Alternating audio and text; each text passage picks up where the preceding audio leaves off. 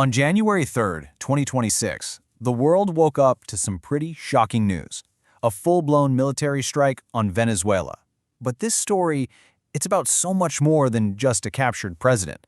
It's really about a massive geopolitical chess move that put a staggering $60 billion of Chinese investment into total freefall. So how on earth did one military operation pull that off? Here's how we're going to break it down. We're going to follow the ripple effect, starting with the strike itself, this thing called Operation Southern Spear. Then we'll look at how the markets completely freaked out, how the world split into different camps, and really dig into the strategy behind it all. And that's all going to lead us to that incredible $60 billion headline for China. All right, so let's set the scene. It all kicked off in the dead of night, January 3rd, 2026. A super high-stakes military gamble unfolded right over Caracas. But this strike didn't just come out of nowhere. It was actually the final move in a campaign that had been building for months. And really, if you were paying attention, you could see this coming. There's a clear pattern of escalation here.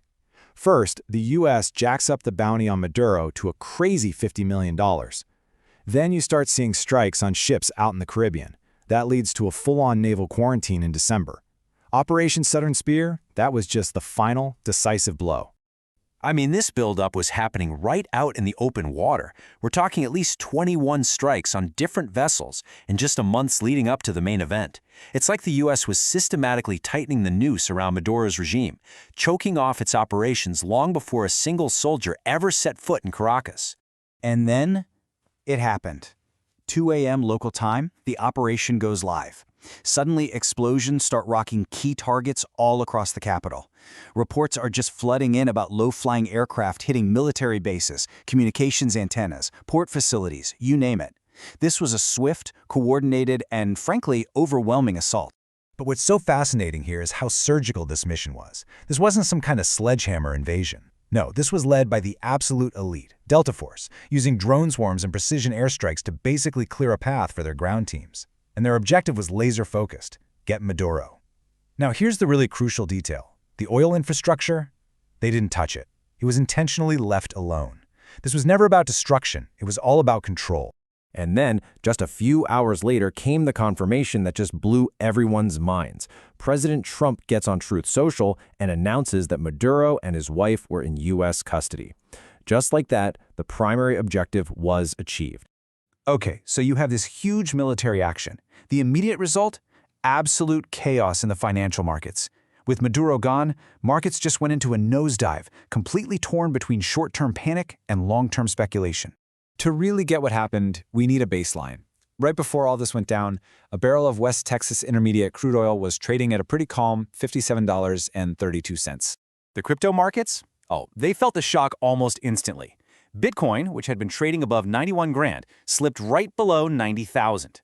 See, any hint of major geopolitical conflict tends to be bearish for digital assets, and this was definitely no exception.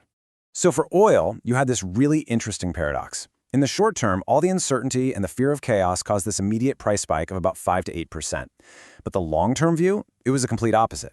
The idea of a new U.S.-friendly government getting Venezuela's massive oil production back online, well, that created a fundamentally bearish outlook. We're talking the potential to flood the market and drive prices way, way down. Of course, the shockwaves weren't just financial. They were diplomatic. The U.S. operation instantly drew lines in the sand all across the globe, basically forcing nations to pick a side.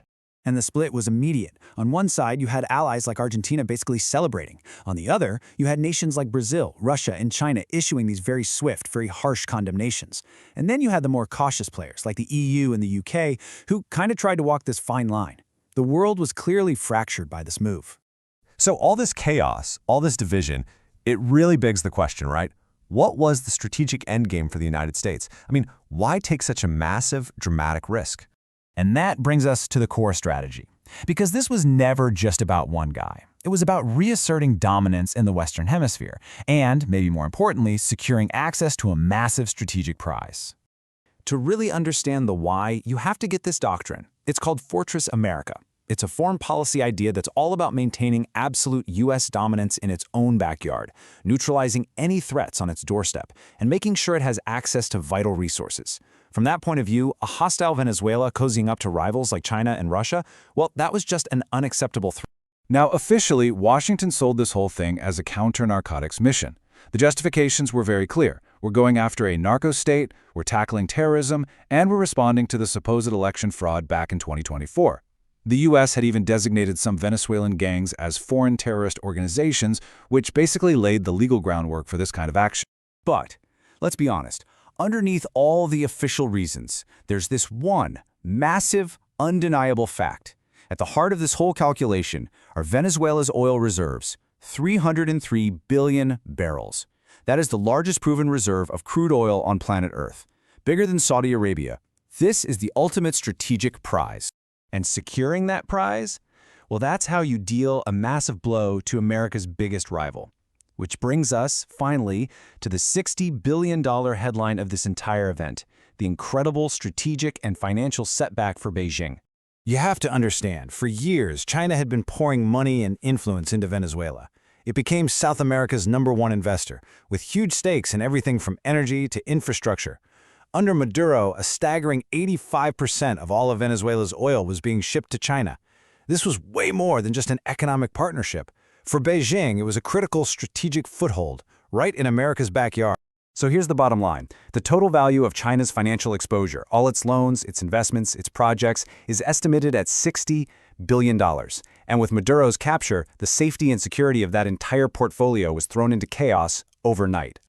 So where was all that money? Well, a huge chunk was in what are called oil-backed loans. Basically, China gave Venezuela cash in exchange for future oil shipments. But there were also massive infrastructure projects, direct investments, even technology and military partnerships. Now, a new pro-U.S. government in Caracas could potentially just default on those loans or try to renegotiate every single one of those deals. Let's be perfectly clear about the takeaway here. This operation was about so much more than just Maduro. It was a direct shot at Beijing's growing influence. In one swift, shocking move, the U.S. didn't just take out a hostile leader. It effectively neutralized a $60 billion Chinese investment and slammed the brakes on Beijing's ambitions. And that leaves us with one pretty provocative final thought. With the chessboard in Venezuela completely reset and Chinese influence dealt this severe blow, has the United States just fired the opening shot in a brand new contest for influence? And is Latin America about to become the next great battleground in the ongoing rivalry between the US and China?